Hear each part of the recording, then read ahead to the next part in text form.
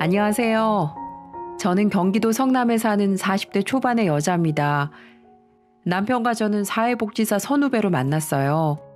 사회복지사가 된 저는 혼자 사는 노인분들의 집에 찾아가 요리도 해드리고 말동무도 해드리고 각종 공과금 등을 처리해드리는 일을 맡았는데 제가 초임일 때 남편과 함께 가게 된 거죠.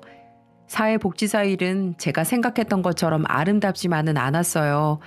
선한 마음으로 도움을 드리러 간 저희에게 욕을 하는 분들도 계셨고 물을 뿌리면서 썩 꺼지라고 하는 분들도 계셨거든요. 그럴 때마다 저는 이 직업을 택한 것에 대해 후회를 하곤 했답니다. 그때 절 위로해 준 게 선배였던 남편이었고요. 저희는 그런 일이 있을 때면 퇴근 후에 함께 술잔을 기울였고 저는 어른스러운 남편에게 흠뻑 빠져들고 말았네요. 어릴 적부터 존경할 수 있는 남자가 이상형이었거든요.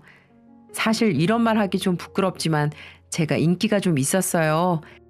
대학 시절부터 학교 탑이라고 유명하기도 했고 사회복지사로 취직했을 때도 선배나 동기들의 고백을 부지기수로 받았고요. 심지어 민원인들에게도 고백을 받곤 했답니다. 하지만 전 모든 이들의 대시를 거절하고 남편을 택했어요. 멋진 남자들은 많았지만 저에게 진정성을 보여주는 남자는 없었거든요. 남편은 TV에 나오는 사랑꾼들의 뺨을 후려칠 정도로 엄청나게 저를 사랑해 주더군요.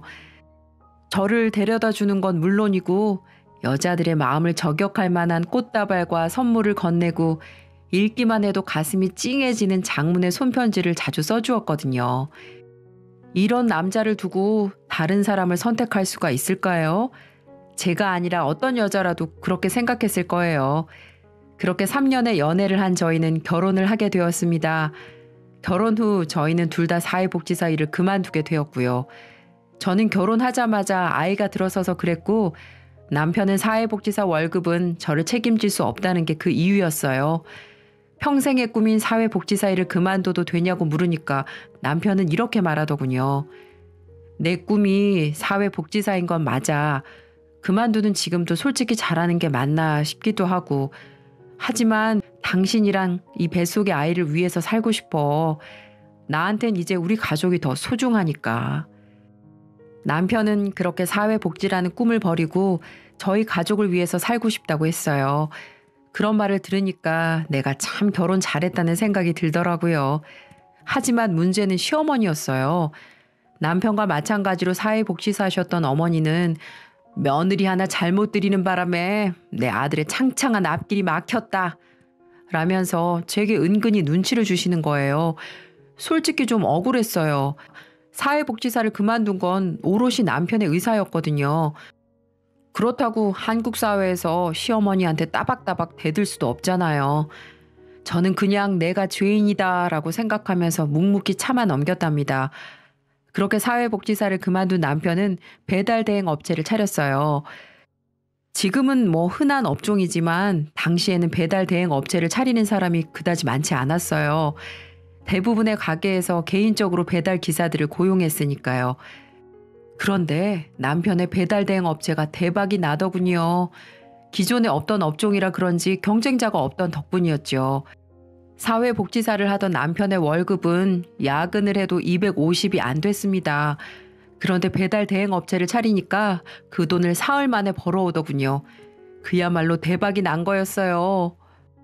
여보, 대박이다, 대박이야. 이제 당신이랑 우리 애기 행복하게 해줄 수 있어. 조금만 기다려. 내가 강남으로 이사 가게 해줄 테니까. 돈을 쌍끌이로 벌어들이게 된 남편은 신바람이 나더니 저를 호강시켜 주겠다고 했답니다. 만약 돈 관리를 남편이 했다면 실감이 나지 않았을 거예요. 하지만 남편은 결혼한 순간부터 모든 경제권을 제게 넘겼기에 저는 거액이 통장에 입금되는 걸 보면서 남편의 기쁨을 함께 누릴 수 있었죠. 그렇게 되니 시어머니 또한 기뻐하시면서 제가 복덩이라고 하더군요. 솔직히 조금 무서웠어요.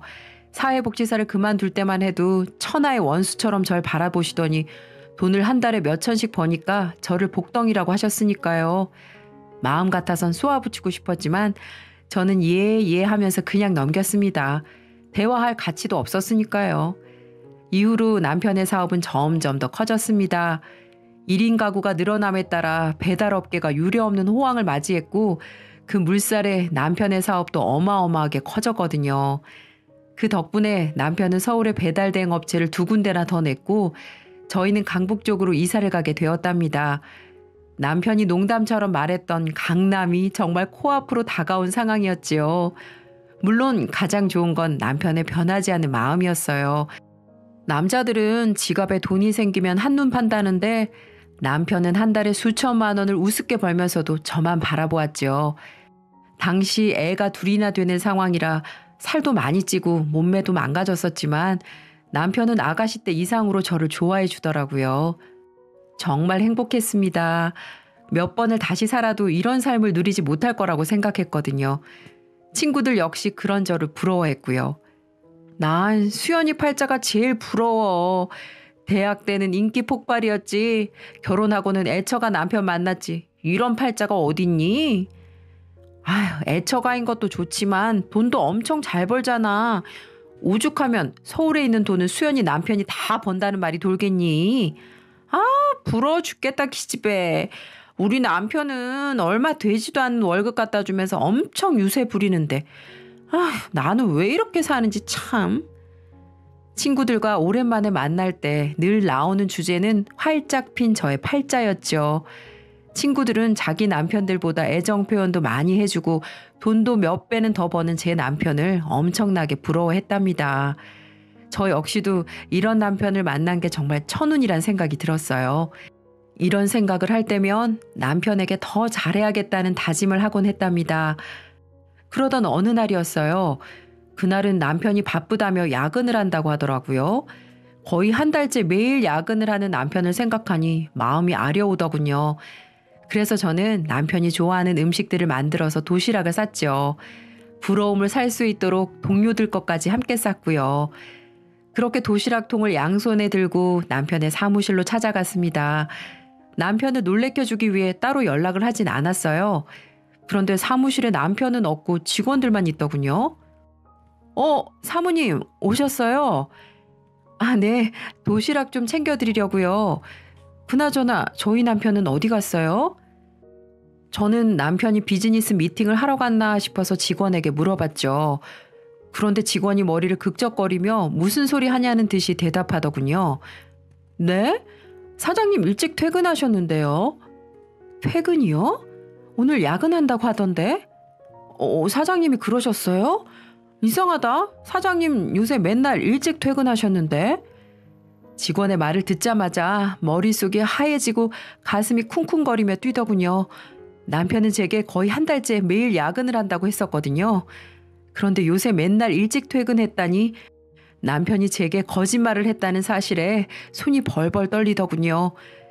저는 직원에게 제가 왔다는 걸 절대 알리지 말아달라고 당부하면서 50만 원을 건넸어요. 적지 않은 돈이니까 비밀을 지켜줄 거라고 생각했죠. 그렇게 집에서 기다리는데 자정이 다 돼서야 남편이 들어오더군요.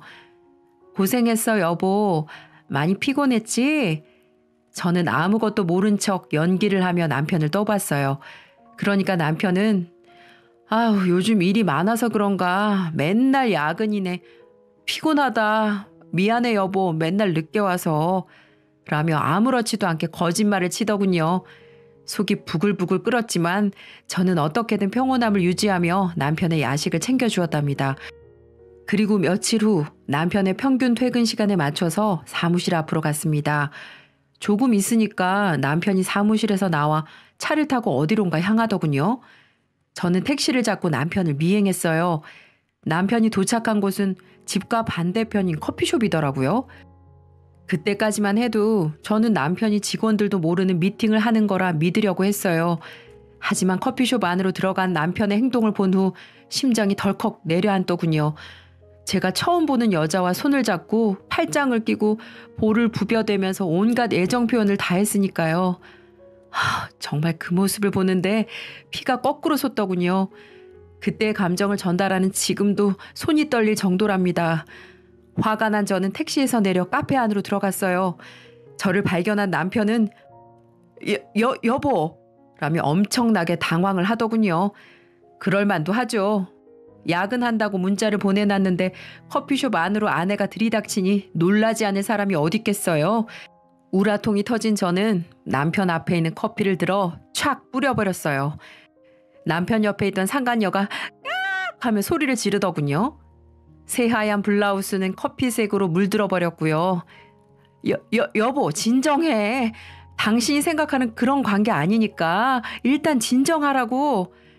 남편은 평소 얌전하던 제가 난리를 피우는 걸 보더니 일단 진정시키려고 했어요. 하지만 남편의 외도 장면을 보고 진정을 한 애가 어디 있겠어요? 저는 뻔뻔스럽게 거짓말을 하는 남편을 바라보며 더욱 날뛰었답니다. 뭐? 내가 생각하는 게 아니야? 그럼 뭔데? 팔짱 끼고 볼 부비고 아주 할 거 다 하는 것들이 내가 생각하는 관계가 아니면 대체 뭔데? 저는 그렇게 말하며 상간녀의 앞에 있던 커피마저 들어서 남편에게 던져버렸어요. 이 난리통을 본 커피숍 직원이 달려와서 저를 말리더군요. 하지만 건장한 남직원도 화가 난 저를 말릴 순 없었습니다. 저는 블라우스에 묻은 커피를 닦는 상간녀의 머리채를 붙잡고 마구 흔들었어요. 두피가 다 뽑힐 정도로 흔들었죠. 뭐 솔직히 말하자면 정말 머리카락을 다 뽑아놓고 싶은 심정이었어요. 그런데 그 장면을 보고 남편이 하는 말이 더 가관이더군요. 너 당장 그 손 못 놔? 어디 못 배운 여자처럼 머리채를 잡고 난리야. 놔! 당장 놓으라고. 남편은 제게 용서를 비는 게 아니라 저를 욕하기 시작했어요. 그 말을 듣는데 정신이 멍하더군요. 차라리 무릎이라도 꿇고 용서를 빌었다면 제가 이러진 않았을 거예요. 그런데 애처가 남편이 상간녀를 감싸기 위해 저를 이렇게 탓하다니 정말 비참해서 죽고 싶은 심정이더군요. 일단 커피숍 직원이 신고해 출동한 경찰에 의해 그 자리는 정리가 되었답니다. 물론 남편과 저의 언쟁은 끝나지 않았고요. 집으로 돌아온 저와 남편은 서로를 죽일 듯이 말다툼을 했어요.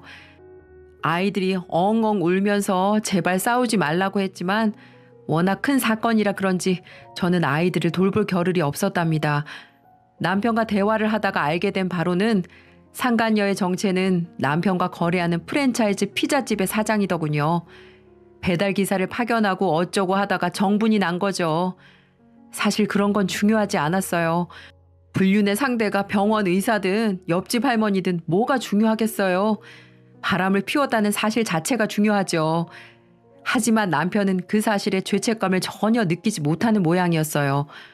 어떻게 가정이 있는 사람이 바람을 피울 수 있냐고 물으니까 대답은 안 하고 저를 협박이나 하더라고요. 당신이 깡패야? 그냥 말로 하면 될걸 뭐하러 커피를 뿌리고 그래? 이게 드라마인 줄 알아? 그러다가 유리라도 깨져서 그 여자가 다치면 어떡하려고 그래? 그리고 당신 공공장소에서 그렇게 한 것만으로도 명예훼손으로 고소당할 수 있어. 알기는 알아? 남편은 바람을 피운 주제에 저처럼 무식한 여자랑은 살 수 없다며 이혼하자고 하더군요. 정말 어이가 없었어요. 애처가인 남편이 돌변한 것도 어이가 없지만 바람을 피운 주제에 무슨 피해자라도 되는 것처럼 갈라서자는 게 더 어이가 없었으니까요. 그래서 저는 버텼습니다. 이혼? 내가 이혼을 왜 해? 내가 이혼해주면 그 여자랑 살림 차리고 아주 본격적으로 놀아보려고? 나 절대 이혼 못해. 그 꼬라지 보기 싫어서라도 이혼 안 해. 저는 절대 이혼해줄 수 없다며 잘못도 없는 제가 왜 이혼을 하냐며 완강하게 버텼답니다. 그날을 그렇게 밤새 다투며 보낸 후 금술 좋던 저희는 완전히 남남처럼 지내게 되었고요. 설상가상 남편으로부터 소식을 들은 듯한 시어머니께 전화도 오더군요. 얘기 다 들었다. 네가 대체 어떻게 처신을 했길래 남편이 바람까지 피우겠니? 길게 얘기할 거 없고 이 일에는 네 책임도 있으니까 적당히 받을 거 받고 이혼해줘라. 시어머니는 남편이 바람을 피운 데에는 제 책임도 있다며 이혼하라고 하시는 거예요. 지금 당장 이혼하면 재산 분할도 적당히는 해주겠다며 선심 쓰듯 말씀하시고요. 정말 어이가 없더군요. 남편을 타박해도 모자랄 판에 제 책임을 운운하시다뇨. 어떻게 같은 여자면서 이럴 수가 있는지 저는 그런 서운함을 담아 시어머니께 몇 마디 드렸답니다. 물론 대화는 통하지 않았지만요. 그러던 어느 날이었어요. 식재료가 떨어져 마트에 갔는데 갑자기 어떤 남자가 와서는 저기 마음에 들어서 그러는데 번호 좀 주실 수 있을까요? 라고 묻는 거예요. 하지만 남편에다가 애도 둘 있는 제가 번호를 줄 수는 없었어요. 그래서 저는 죄송하지만 유부녀라며 거절했어요. 하지만 남자는 정말 끈질길 정도로 따라붙으며 번호를 요구하더군요. 슬슬 화딱지가 났던 저는 아니 유부녀라고 말씀드렸는데 왜 자꾸 이러세요? 또 한 번 이러시면 경찰에 신고할 거예요. 라며 소리를 질렀습니다. 그제야 남자가 물러서더군요. 그렇게 일주일 정도가 지났어요. 그런데 갑자기 모르는 번호로 문자가 오는 겁니다. 안녕하세요. 저번에 길에서 번호 여쭤봤던 남자입니다. 제가 너무 관심 있어서 그러는데 밥 한 번만 먹을 수 없을까요? 그렇게만 해주시면 깨끗하게 포기할게요. 모르는 번호의 주인공은 그때 번호를 달라던 남자였어요. 어떻게 제 번호를 알고 연락한 건지 아주 소름이 돋더군요. 마음 같아선 차단하고 싶었지만 그럴 수가 없었어요. 제 번호를 알아낸 사람이 집 주소까지 알아내면 어쩌나 싶었거든요. 그래서 저는 정중하게 저는 가정이 있는 사람이니 그럴 수가 없다. 그러니까 좋은 인연 찾으셨으면 좋겠다라는 문자를 보냈죠. 하지만 그 정체불명의 남자는 계속해서 문자를 보내면서 밥 한 번만 먹어달라고 문자를 보내더라고요. 일단 그날은 어떻게 떼어냈는데 찜찜함은 계속해서 이어지더군요. 가끔 초인종이라도 울리면 그 남자가 아닐까 싶고요. 남편에게 상의를 하고 싶었지만 남편의 불륜으로 인해 대화가 단절된 지 한참 지난 시점이라 말을 할 수조차 없었죠. 그렇게 또 한 달의 시간이 지났습니다. 그날은 제가 고등학교 동창들과 레스토랑에서 식사를 하는 날이었어요. 모처럼 고급스러운 자리에 가는지라 저는 말끔하게 차려입고 집 밖으로 나섰죠. 그런데 택시를 잡으려고 서 있는 순간 또 그 남자가 나타난 거예요. 제게 번호를 달라며 집요하게 매달리던 그 남자가요. 안녕하세요. 어디 가시나 봐요? 남자는 그때처럼 잘생긴 얼굴과 다정한 미소로 제게 접근하더군요. 하지만 저는 그런 것들이 더욱 소름 끼치게 느껴졌어요. 대체 누구시죠? 누구신데 이렇게 자꾸만 접근하시는 거예요? 누구냐뇨. 그냥 그쪽 마음에 들어하는 사람이죠. 저기요. 제가 분명 몇 번이나 말씀드렸잖아요. 저는 애가 둘이나 되는 유부녀라고요. 확실하게 말씀드렸는데 대체 왜 이러시는 거예요? 알고 있습니다. 근데 유부녀는 남자 못 만나요? 어차피 주부로 사시는 것 같은데 남편 회사 간 시간에 잠깐 만나면 되잖아요. 그게 뭐 그렇게 어려운 일입니까? 남들 다 그렇게 살아요. 요즘 시대에 배우자만 보고 사는 게 말이나 된다고 생각하세요? 정말 어이가 없네. 저기요. 남들이 그렇게 산다고 저라고 그렇게 사는 법 없거든요. 그리고 저는 결혼한 사람이 한눈 파는 거 아주 혐오하는 사람이에요. 그러니까 제발 가주세요.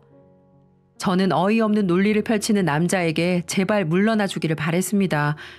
제 자식들에게 부끄러운 엄마가 되기 싫어서 저는 단칼에 거절했습니다.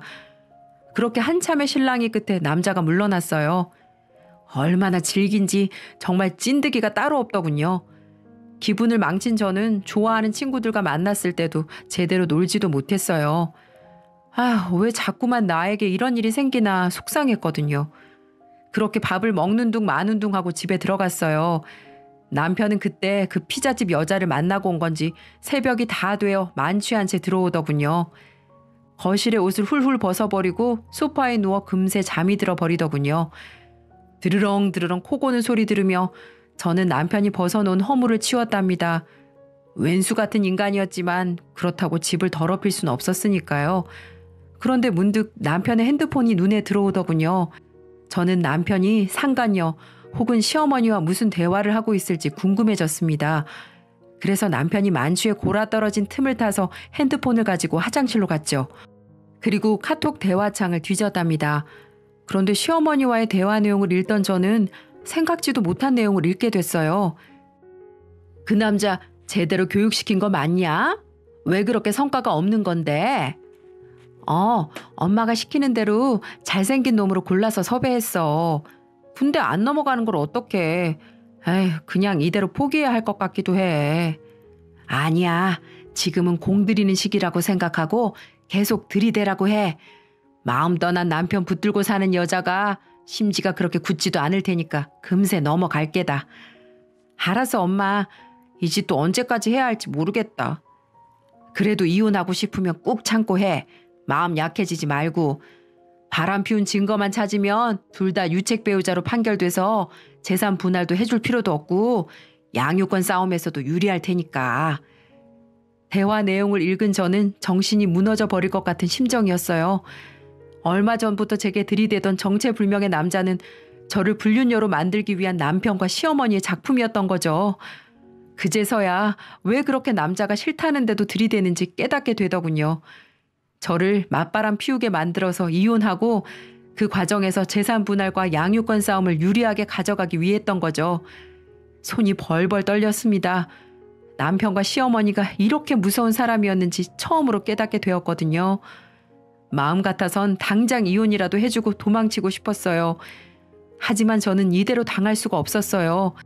먼저 바람을 피운 주제에 저를 쓰레기로 만들려는 이 두 사람에게 복수를 해야 했거든요. 다음 날 저는 강북에서 가장 유명한 이혼 변호사를 만나 남편의 대화 내용을 캡처한 파일과 제 핸드폰으로 연락 온 남자의 문자 내용을 전달했어요. 변호사는 파일들을 보며 정황을 파악하더니만 이야, 이거 정말 악질을 만났네요. 내가 지금까지 친구와 바람난 사람들, 심지어는 시동생, 형, 뭐 이런 분들과 눈 맞아서 이혼 접수한 분들 여럿 봤지만 재산 분할 해주기 싫어서 아내에게 남자라는 동물의 미끼를 던지다니 참 한때는 자기 아내였고 한때는 자기 며느리였는데 어떻게 이렇게 행동할 수가 있는지 원. 아유, 사모님 잘 이겨내셨어요. 시어머니, 남편, 상간녀, 그리고 사모님 꼬시려고 한 그 꽃제비까지 제가 싸그리 묶어서 돌돌 감아줄게요. 라며 본인의 변호사 면허를 걸고 소송에서 이겨주겠노라고 하더군요. 그렇게 그 이후 모든 일이 일사천리로 진행되었어요. 변호사는 법원에 가 모든 서류들을 접수하고 본인의 맡은 일을 다 했고 전 저만의 복수를 하기로 했습니다. 그래서 전 거금을 들여 왜 벼룩시장 같은 데 있잖아요. 그런 종류의 지역 광고에 광고를 냈습니다. 뭐라고 냈냐고요?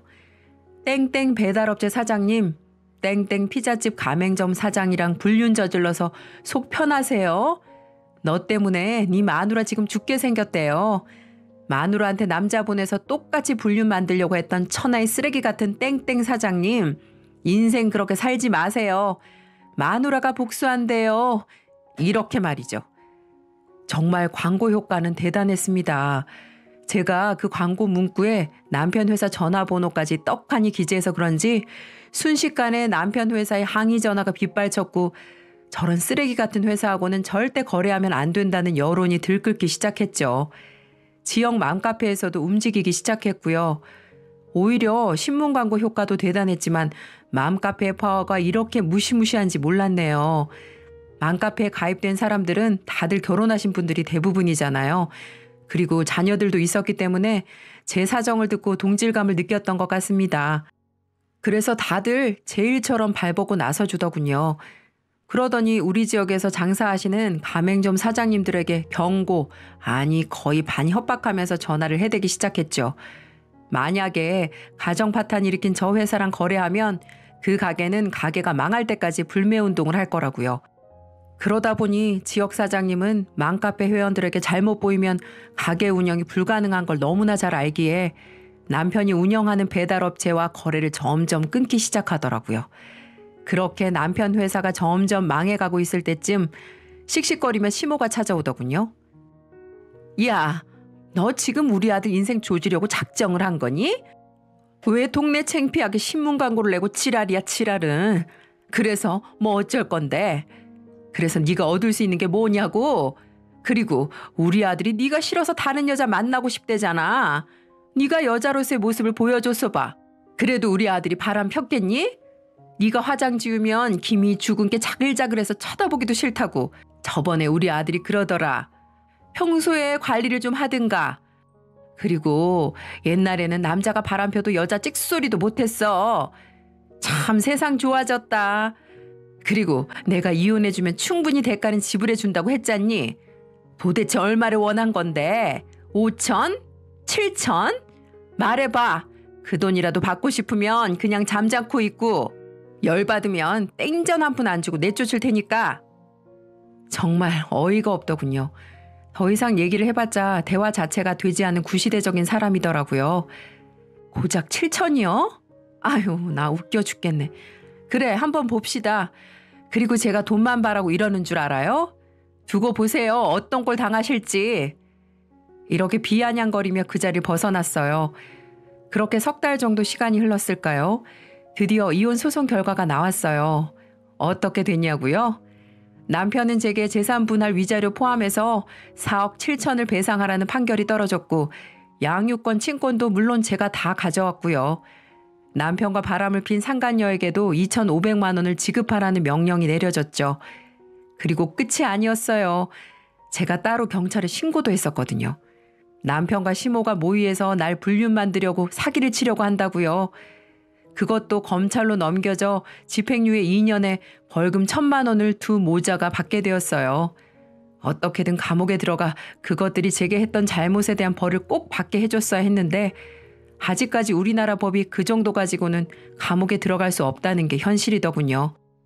결국 남편은 제게 재산 분할과 위자료는 위자료대로 주고 운영하는 회사는 망했다고 했어요. 지역에서 그렇게 안 좋게 소문이 났는데 더 이상은 운영이 불가능하겠죠. 그리고 동네에서 얼굴을 못 들고 다니겠는지 저 멀리 다른 지방으로 이사 갔다고 하더군요. 그리고 그 상간녀에게도 위자료는 받았지만 성에 안 차서 프랜차이즈 회사에 연락해 만약에 이 가게랑 프랜차이즈 해지 안 하면 당신네들 회사 이름 대고 그동안의 모든 일들을 온 세상에 알리겠다고 하니까 결국은 꼬리 내리고 가맹점 해지를 했다고 했어요. 아마도 그렇게 해야 자신들은 잘못한 게 없지만 회사 이미지에 타격은 없게 될 테니까요. 그리고 거머리처럼 남편과 시어머니가 보냈던 그 젊은 남자도 사기에 가담했다는 이유로 마찬가지로 벌금을 맞았고요. 아유, 아직도 섬뜩하네요. 제가 혹시라도 미쳐가지고 그들의 노략에 빠져버렸다면 이렇게 일이 마무리되진 않았을 테니까요. 물론 그런 마음을 가져본 적은 단 한 번도 없지만 이 세상에 이런 유혹이 곳곳에 자리 잡고 있잖아요. 그래도 전 사랑하는 아이들만 보며 살려고 합니다. 그렇게 저의 모든 복수는 끝이 났어요. 물론 제가 원하는 거, 소망하는 것도 다 계획대로 이뤘고요. 어떻게 과거의 사회복지사였던 사람들이 그런 끔찍한 일을 저지를 수 있는지 아직도 이해가 안 되지만 이렇게 돈이 전부인 세상이 된 지금의 현실도 참 씁쓸하기만 합니다. 옛말에 유지경성이라는 사자성어가 있잖아요. 저처럼 무슨 일이든 뜻을 이루고 싶은 분들은 포기하지 마시고 도전해 보시길 추천드려요. 그러면 언젠가는 저처럼 길이 열린다는 걸 저도 이번에 깨달았으니까요. 전 요즘 아이들 키우며 행복하게 살고 있습니다. 더 이상은 지긋지긋한 남편과 시모라는 인간을 안 봐도 되니까 속이 다 후련하네요. 앞으로 제 아이들과 행복하고 감사하는 마음으로 살겠습니다. 여러분도 감사하는 하루 보내시고요. 제 긴 사연 들어주셔서 감사합니다.